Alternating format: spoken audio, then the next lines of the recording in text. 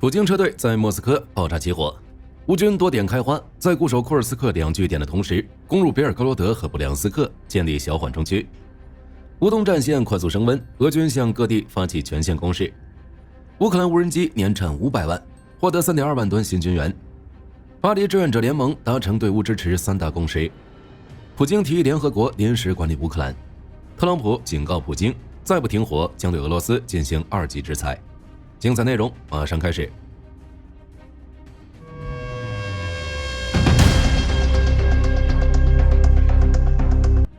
据英国《太阳报》报道，一辆属于俄罗斯总统官方车队的 Aurus Senate 轿车在莫斯科的卢比扬卡附近爆炸起火。从目击者拍摄的视频看，火焰从引擎冒出，随后迅速蔓延至车内，并在车尾造成严重破坏。之后，这辆起火的 Aurus Senate 轿车被附近餐厅的民众发现，并将大火扑灭。值得注意的是，事发地点距离俄罗斯安全总局仅隔了几个街区。俄罗斯媒体随后也报道了此事。不过其强调，这辆车是一辆行政公务车，隶属于俄总统资产管理局。该部门负责保障俄罗斯政府首脑和国家元首的出行活动。事发时，车内没有人，火灾也没有造成人员伤亡。俄消防部门初步推断，起火原因可能与发动机故障有关。俄罗斯官方则尚未发布回应声明。不过呢，这起事件还是引发了外界对克里姆林宫安全的讨论。因为就在3天前，乌克兰总统泽连斯基在法国接受采访时公开表示，他认为72岁的普京很快就会死去。另外，近期在俄罗斯的摩尔曼斯克，普京的仪仗队也遭到了联邦保护局的突击搜查，以排除所谓的安全威胁。俄罗斯广播公司援引一位前保镖的话称，这些行为反映了普京对自己生命安全的极度担忧。当然，这些判断有些不准确，因为泽连斯基所说的普京很快就会死，是根据其年龄、健康状况做出的医学判断。相关情报均来自英美情报部门对普京健康状况交叉比对后的结果。如《每日邮报》曾报道，普京的颈部疑似留有手术疤痕，又或是基辅独立报的记者伊蒂亚·波诺马伦科也曾写道，随着战争每一天的向前推进，普京看起来都越来越不健康了等。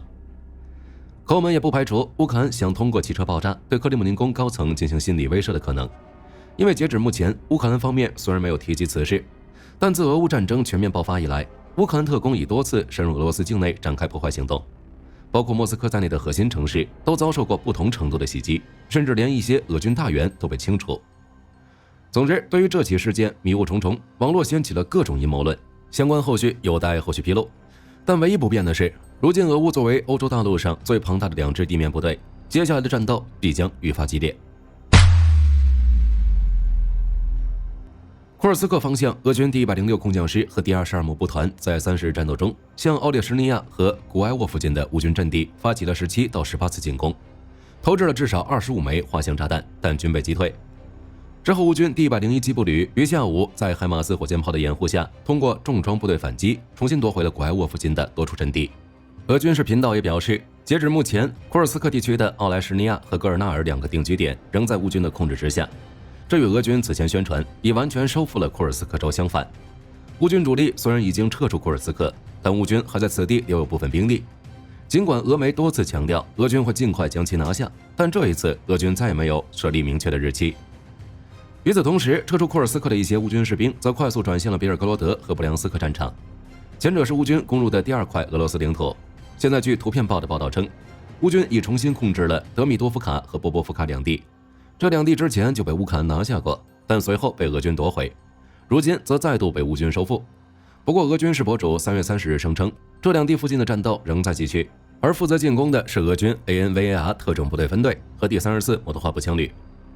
后者布良斯克乌军先下手为强，在摧毁布良斯克州斯卢霍夫斯克边境检查站后，目前正继续向纵深拓展。同时，据布良斯克州州长亚历山大·博格马兹3月30日报告称，乌军无人机袭击了波德维约特附近的一个变电站，不过没有任何证据，估计是想诬陷乌克兰没有遵守停火协议。客观来说，乌克兰对别尔哥罗德和布良斯克的进攻规模并没有去年在库尔斯克的大，但乌军却控制了这2个边境州的一小块地区。从乌军战略意图来看，其不仅无惧1000多公里的战线，反而选择多点开花，主动出击。其战术核心就是让俄军顾此失彼，疲于应对，在运动中抓住机会重创俄军，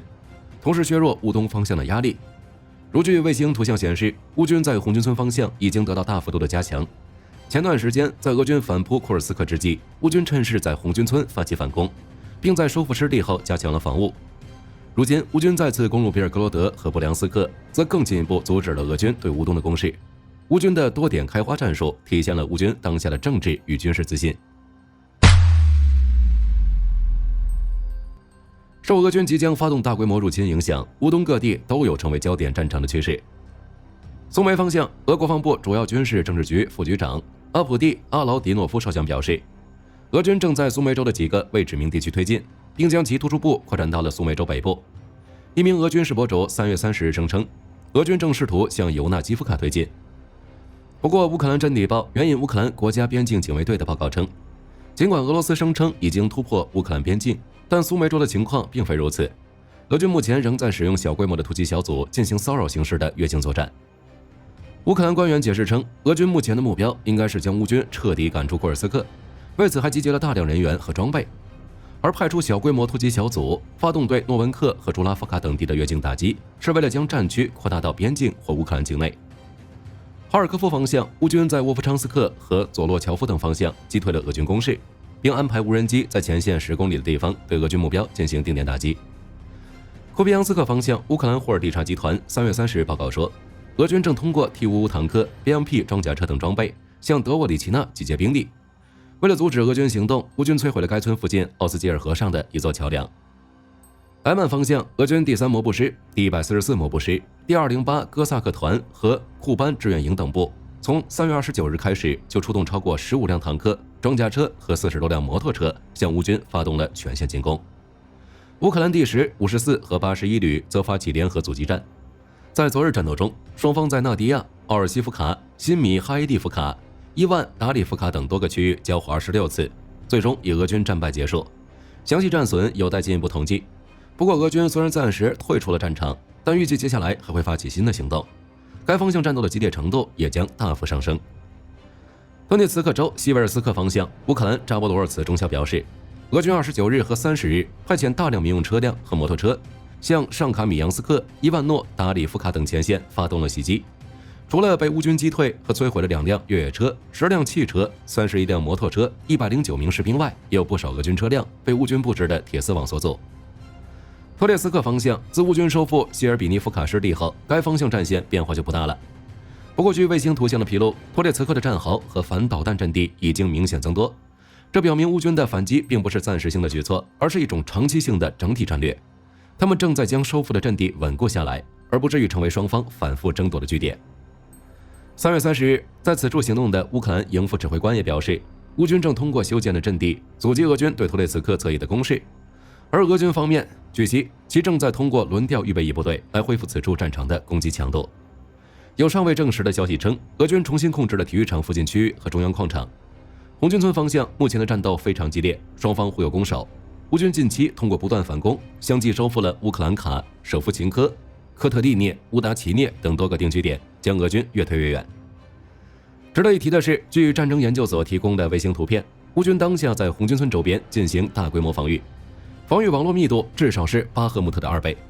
与此同时，一直拱卫基辅未参战的乌军第9军和第10军以及西部军区一些部队也做好了战斗准备，随时会投入到该方向的战斗中。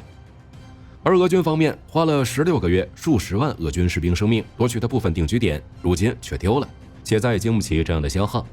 于是俄军在撤退到乌斯佩尼夫卡南部后，在选择攻击舍甫琴科的同时，开始瞄准了通往索洛内、顿涅茨克和克拉斯诺波尔的桥梁、大坝，试图破坏乌克兰的后勤，从而助前线俄军完成突破。此外，俄军开始安排装甲车巡视俄军重要的补给通道，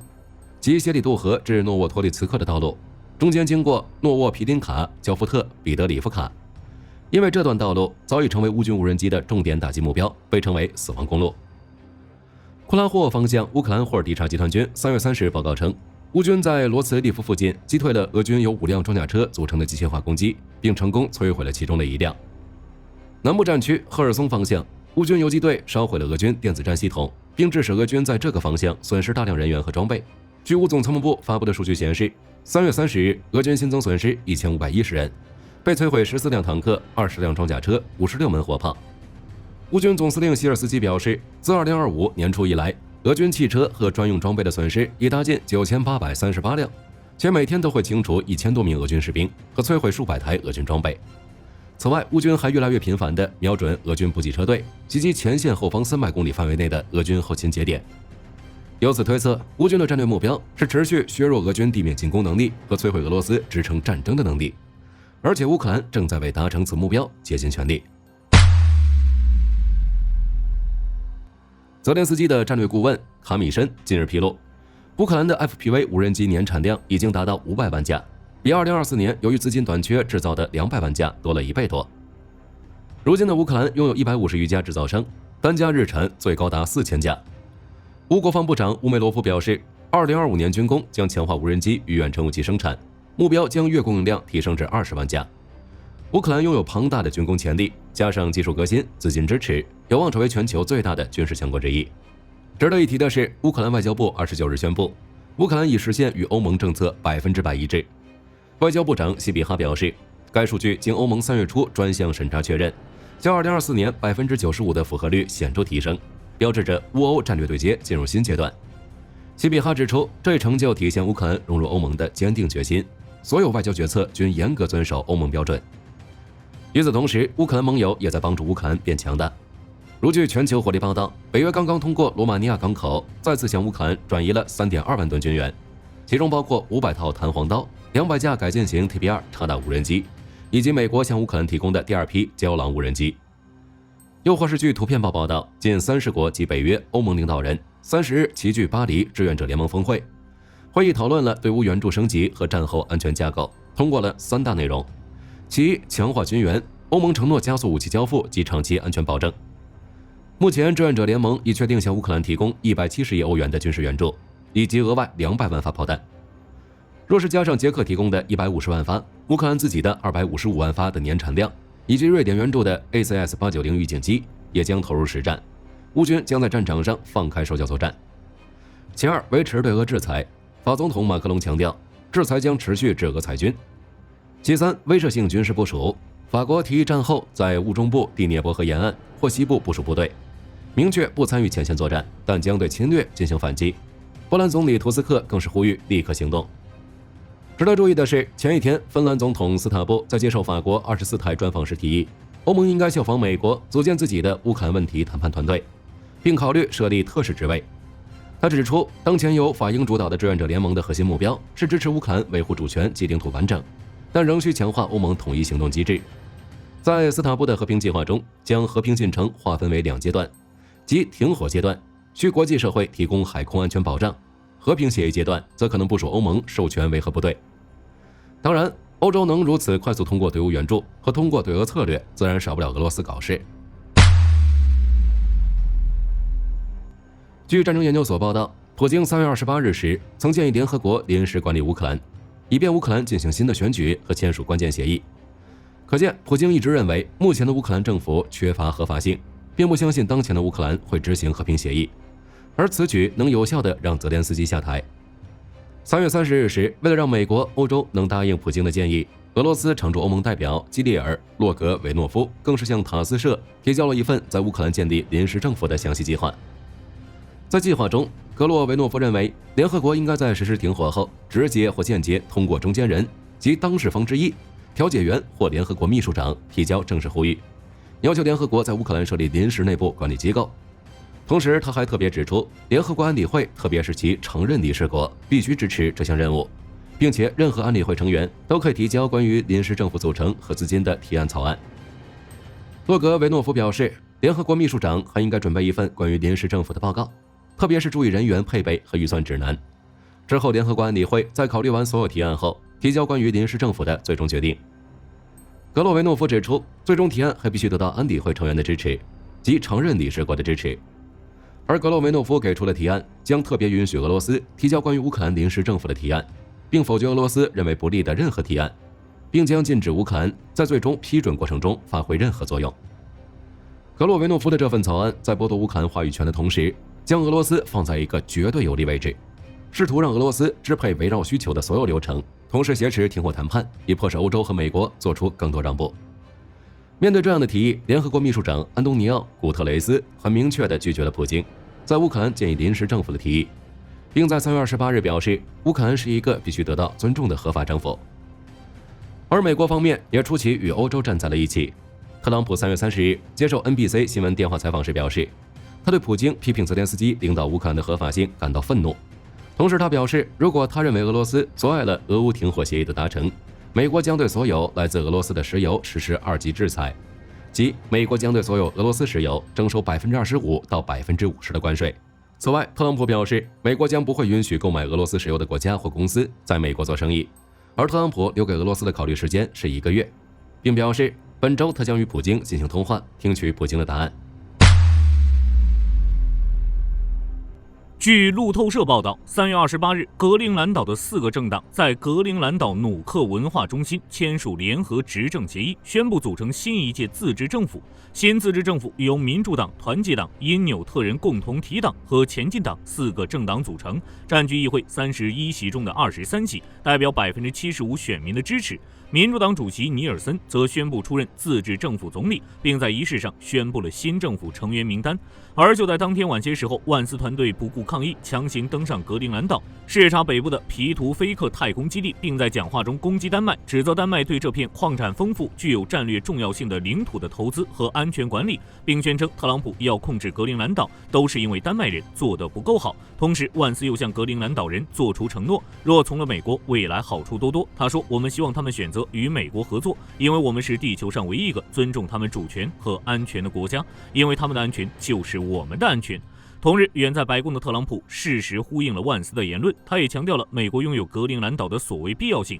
他告诉记者：“我们需要格陵兰，这对国家安全非常重要。我们必须拥有格陵兰，这不是你认为我们可以没有它们的问题，我们不能没有它。”此外，特朗普还措辞强硬地表示，格陵兰对世界和平非常重要。我认为丹麦明白这一点，欧盟也明白这一点。如果他们不明白，我们就必须向他们解释。面对美国的态度，丹麦首相弗雷泽里克森坐不住了。据美国政客网报道，3月29日，弗雷泽里克森在一份新闻稿中宣布，将于4月2日至4日访问格陵兰岛。此次访问将加强与格陵兰的联系。报道称，弗雷泽里克森将与尼尔森主席讨论格陵兰与丹麦之间的合作。与此同时，丹麦外交大臣拉斯穆森也发表了一段时长2分钟的视频讲话，对美方欠缺尊重的言行予以了严厉谴责。拉斯穆森表示，他接受美方的部分说法，有必要在格陵兰增强军事存在，并愿意就此进行谈判。不过，针对万斯指责丹麦对格陵兰岛防卫不利的言论，丹麦一方并不认同。据悉，丹麦正在加大对北极地区的防卫投入，包括增加新的舰艇、远程无人机和卫星设备等。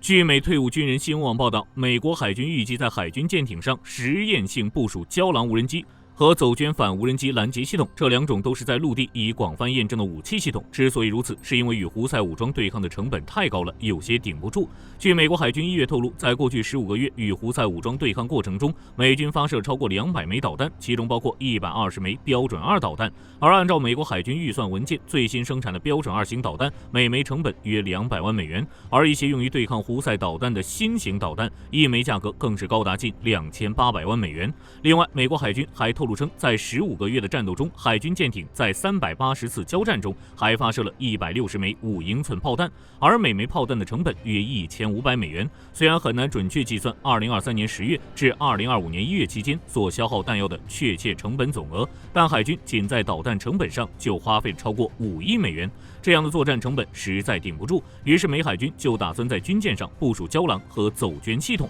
据悉，走圈系统已被大规模采购，不仅可以用于拦截敌方无人机，还具备对抗导弹和有人飞行器的能力。该系统的自动化程度高，能够在座员的监督下独立执行发射、飞行、搜索目标和降落等任务。而胶囊无人机则也已被美国陆军采购约6700架，其体积小巧紧凑，翼展约1.5米，全长约90厘米，重量仅5公斤左右，飞行时速超过100公里，飞行升限则可达9000米，可通过车辆、舰艇或直升机发射，以酷波段雷达进行导引，无论是打击还是拦截胡塞目标，都是物美价廉的好选择。